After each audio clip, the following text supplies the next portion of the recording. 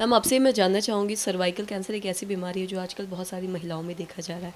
आपसे मैं जानना चाहूँगी इसके जो शुरुआती लक्षण हैं वो क्या कुछ है, पहले आप ये बताएं। सर्वाइकल कैंसर बेसिकली कैंसर होता है बचदानी के मुंह का। बचदानी के दो हिस्से होते हैं, एक ऊपरी भाग जिसको हम लोग बॉडी ऑफ द यूट्रस कहते हैं, और एक नीचे का हिस्सा जो बेसिकली द्वार है। इट्स अ पैसेज जहाँ से स्पर्म अंदर जाता है और बच्चा बाहर निकलता है।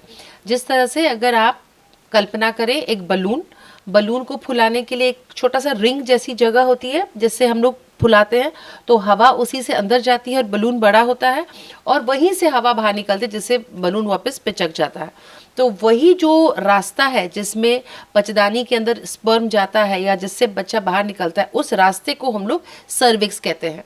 तो कैंसर यूट्रस में दो जगह हो सकता है, एक तो है सर्विक्स, वो है बच्चेदानी का मुंह, और दूसरा यूट्रस का बॉडी, बेसिक बॉडी जहाँ पे बच्चा रहता है, बच्चेदानी। तो हम लोग आज क्योंकि चर्चा कर रहे हैं सर्वाइकल कैंसर मतलब बच्चेदानी के मुंह का कैंसर, और ये मुंह पाया जाता है योनि के अंदर। तो इसका टेस्ट डॉक्टर लोग बहुत आसानी से कर सकते हैं।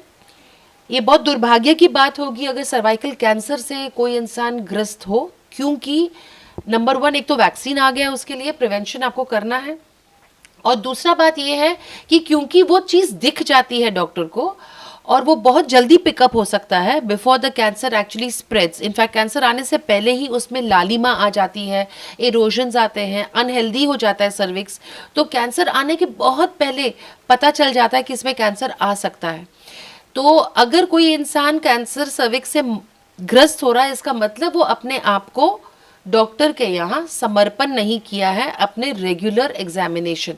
मतलब एवरी 3 to 5 ईयर्स, 35 ईयर्स के बाद हर औरत को अपना सर्विक्स, अपना ब्रेस्ट ज़रूर दिखवा लेना चाहिए। एग्जाम ब्रेस्ट तो खैर every month self breast examination करना चाहिए, पर सर्विक्स को आपको तकलीफ हो या ना हो, कोई लक्षण हो या ना हो, लिकोरिया हो या ना हो, ब्लीडिंग हो या ना हो, हर 3 से 5 साल अपने सर्विक्स से पैप स्मीयर का एग्जामिनेशन किसी भी लोकल डॉक्टर से भी आपको ज़रूर करवाना चाहिए।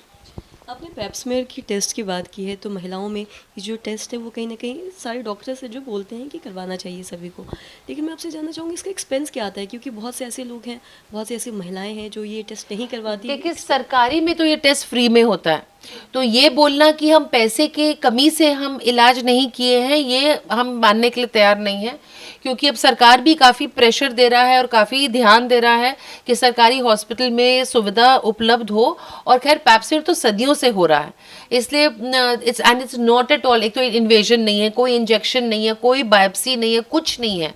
इट इज़ जस्ट वहाँ की जो स्किन को एक लकड़ी से बस ऐसे छूते, ऊपर की जो सेल्स हैं वो एग्जामिनेशन में जाते हैं, और बहुत ही सस्ता टेस्ट है वो। और इस टेस्ट से हम ये पता कर सकते हैं कि सर्वाइकल कैंसर है या नहीं है। कैंसर होने वाला भी है तो भी पता चल जाएगा, नॉट ओनली कि हो चुका है ना, होने वाला भी हो तो आपको पता चल जाएगा।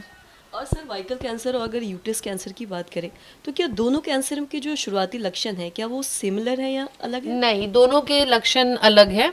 सर्वाइकल कैंसर अधिकांश कभी कभी तो क्वाइट रह जाता है, वो बहुत लक्षण दिखाता नहीं है शुरुआत में, पर यूट्राइन जो कैंसर है वो लक्षण दिखाता है, हैवी ब्लीडिंग, इरेगुलर ब्लीडिंग, जो दवाइयों पे बहुत हद तक कंट्रोल नहीं भी हो पाए, तो ये यूट्रस के कैंसर के लक्षण हैं।